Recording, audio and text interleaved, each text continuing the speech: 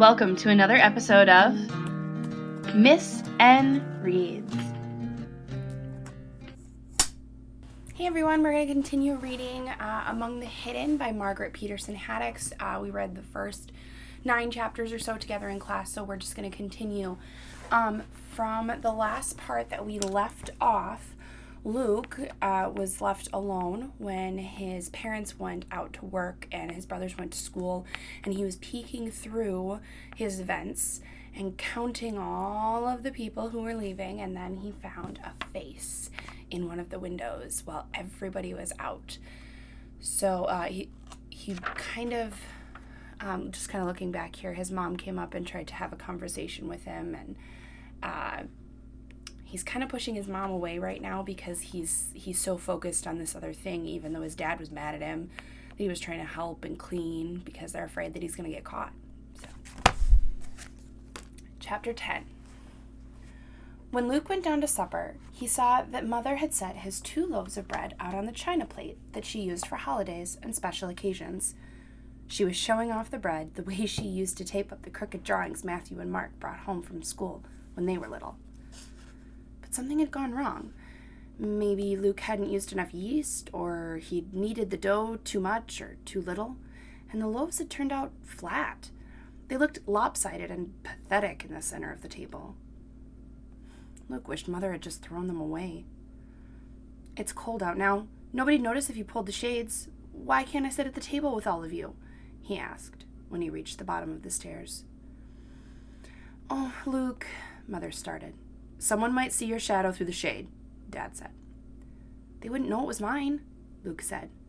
"But there'd be 5. Someone might get suspicious," Mother said patiently.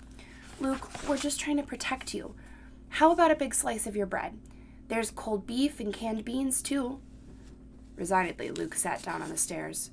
Matthew asked about the auction Dad had gone to. "I drove all that way for nothing," Dad said disgustedly. "I waited for hours for the tractors to come up, and then I couldn't even afford the first bid." "At least you got home in time to fix that back fence before dark," Mother said, cutting the bread. "And yell at me," Luke thought bitterly. What was wrong with him?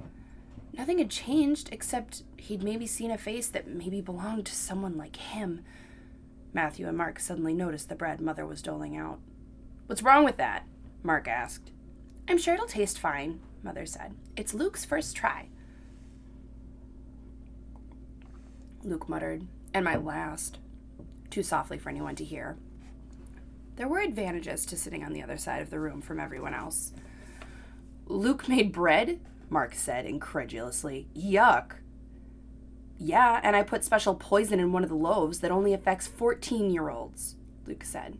He pantomimed death, clutching his hands around his own neck, letting his tongue hang out of his mouth, and lolling his head to the side.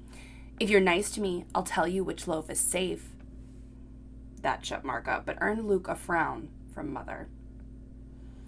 Luke felt strange about the joke anyway. Of course he'd never poison anyone, but if something happened to Matthew or Mark, would Luke have to hide anymore? Would he become the public's second son, free to go out to town, to school, and everywhere else that Matthew and Mark went? Could his parents find some way to explain a new child that's already 12 years old? It wasn't something Luke could ask. He felt guilty just thinking about it. Mark was making a big ceremony out of bringing the bread to his mouth. "I'm not scared of you," he taunted, and took a big bite. He swallowed with great difficulty and pretended to gag. "Water, water, quick!" He gulped down half of his glass and glared at Luke. "Tastes like poison, all right." Luke bit into his bread. It was dry and crumbly and tasteless, not like Mother's at all. And everybody knew it. Even Dad and Mother had pained expressions on their faces as they chewed. Dad finally pushed his slice away. "That's okay, Luke," he said. "I'm not sure I'd want any son of mine getting too good at baking anyhow. That's what a man gets married for." Matthew and Mark guffawed. "Getting married soon, Luke?" Mark teased. "Sure," Luke said, struggling to sound as devil-may-care as Mark, "but don't think I'd invite you to the wedding." He felt a cold, hard lump in his stomach. That wasn't the bread. Of course he'd never get married. or do anything. He'd never leave the house. Mark switched to teasing Matthew, who evidently did have a girlfriend. Luke watched the rest of his family laughing. "May I be excused?" Luke asked. Everyone turned to him in surprise. Usually he was the last one to make that request. Mother often begged Matthew and Mark, "Can't you wait and talk to Luke a little longer?" "Done already?" Mother asked. "I'm not very hungry," Luke said. Mother gave him a worried look, but nodded anyway. Luke went to his room and climbed onto the stool by the back fence. In the dark, it was easier than ever to see into the houses of the new neighborhood. Their windows were lit up against the night. Some families were eating like his. He could see one set of 4 people around a dining room table and one set of 3. Some families had their curtains or shades drawn, but sometimes the material was thin and he could see shadows of the people inside. Only the Sports family had all their windows totally blocked, covered by heavy blinds. Remember what he saw last time in the Sports family in the window when everyone was supposed to be away at school or work? We're going to continue on to chapter 11.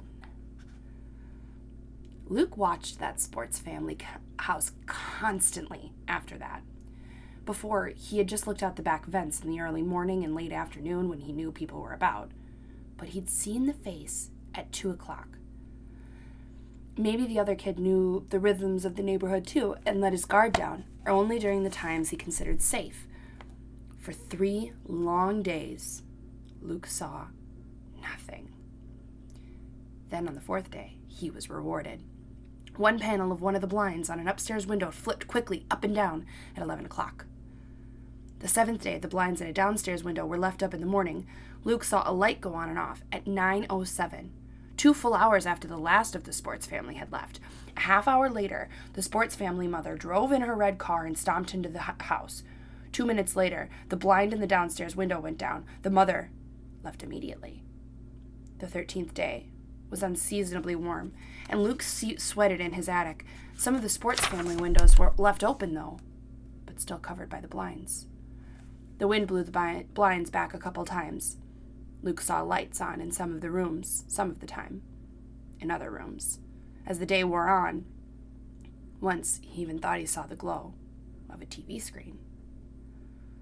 He had no doubts anymore. Someone was hiding in the Sports family house.